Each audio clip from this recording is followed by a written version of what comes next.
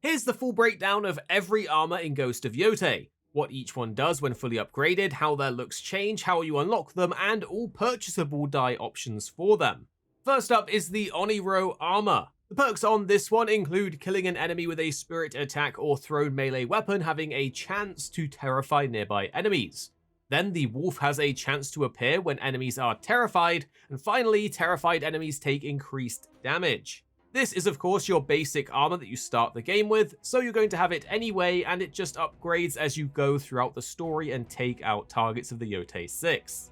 There's a number of dyes for this one that really do change the way it looks, so you can pick your favorite option out of these choices.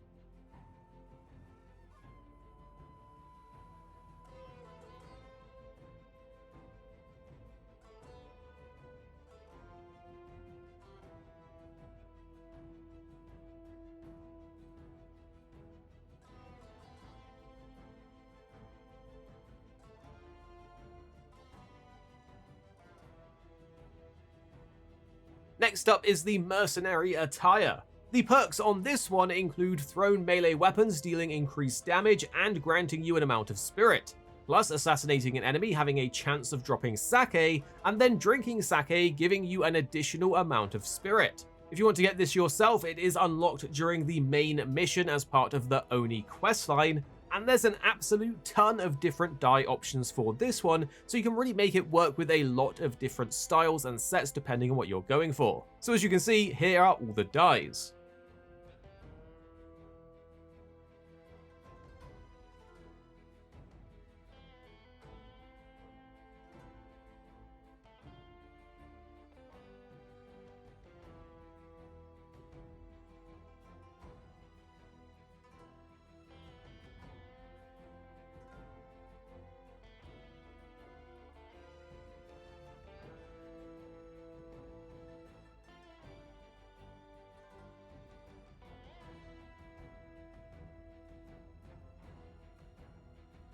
Then we have the Nine-Tail Armor. The perks on this one include increasing the amount of quickfire weapon damage and the duration of their status effects, assassinating enemies having a chance of granting 2 quickfire ammo, and enemy detection rate being reduced. To get this one, you're going to have to take down the Kitsune. This means if you want to get it early on, you should prioritize focusing the Kitsune as your target so you can grab this armor. I absolutely love the way that this one looks, and there's some really cool dye variants for it, so check them out.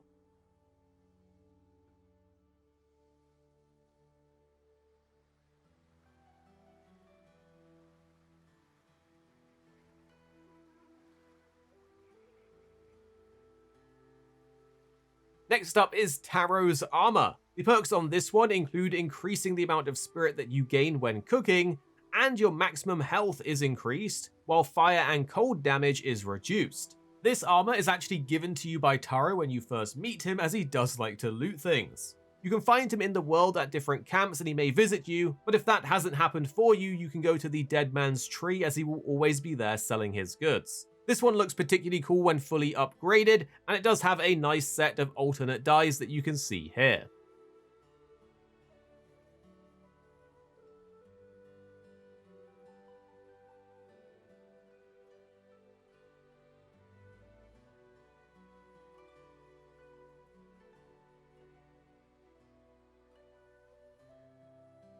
Now we have the Armor of the Undying. The perks on this one include restoring health when staggering enemies when aligned to their weapon weakness. The second perk also requires you to be weapon aligned, and it will make perfect parries and perfect dodges even easier to perform. And finally, if you are weapon aligned again, focus attacks have a chance to increase their stagger damage.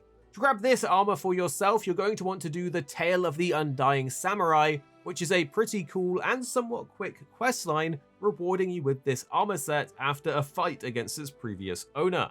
Once again, the dyes on this do give you some pretty cool options, so pick your favorite. Here's the choices.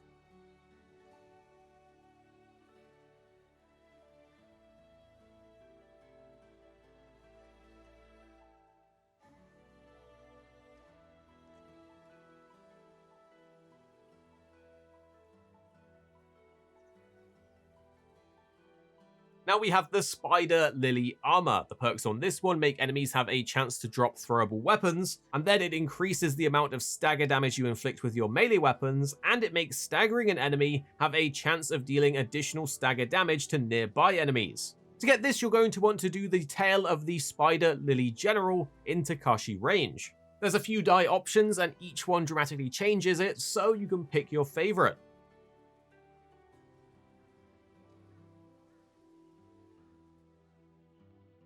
Now we'll move on to the Dragonfly Armor. The perks on this one include fully drawing your bow, creating a brief timed glint, and then firing an arrow during that glint will empower your shot, majorly increasing its damage and range. Furthermore, firing an empowered arrow will grant you some concentration, and it will increase your arrow reload speed by a good amount too. To get this, you're going to want to do the tail of the Dragonfly Armor in Takashi range. So as you can see, these different tails are pretty rewarding with some good armor sets, and there's some good die variations here too. Check them out.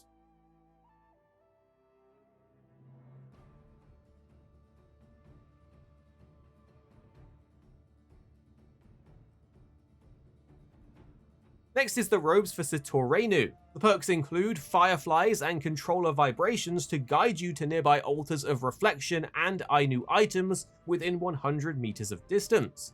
The golden birds will also now lead you to shamisen songs and sumi painting locations, as well as pillars of the fallen and dye merchants. Furthermore, flowers will have a chance to be automatically collected when riding through white flower trails or stealthing through tall grass. This one is a little trickier to upgrade than other armors as it needs the Ainu collectible items in order to upgrade it, so it does take a bit longer.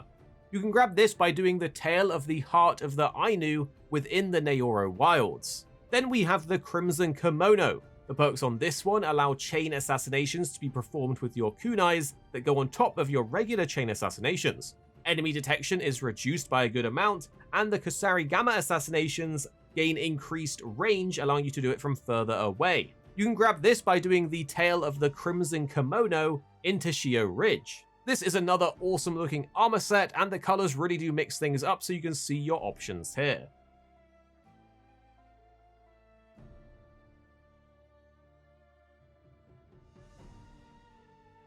Next up is Genji's Guard Armor, with the perks on this one including an increase to the Tanegashima's reload speed by a moderate amount, allowing your blocking to deflect incoming bullets and granting you an amount of spirit, and making incoming projectiles inflict less damage on you by a large amount.